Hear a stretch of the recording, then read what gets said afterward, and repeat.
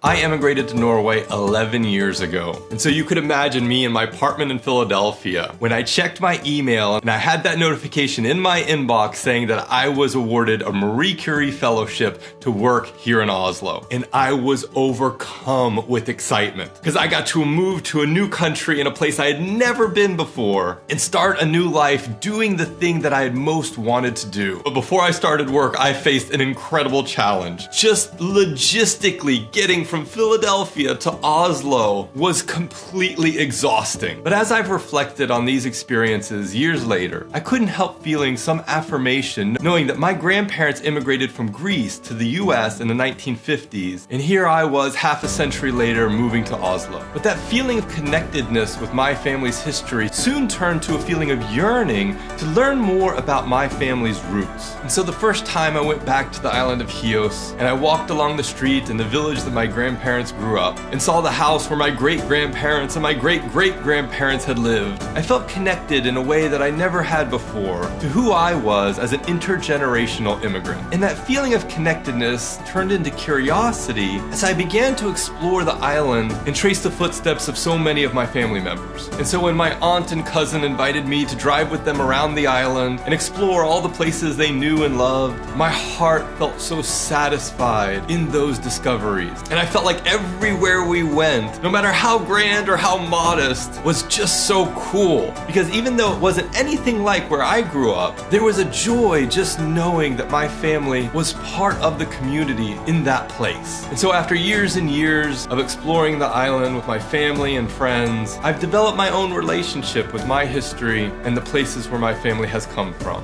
And so my excitement moving to Norway helped me become curious about my own family's history and helped me reflect on the person I may yet become.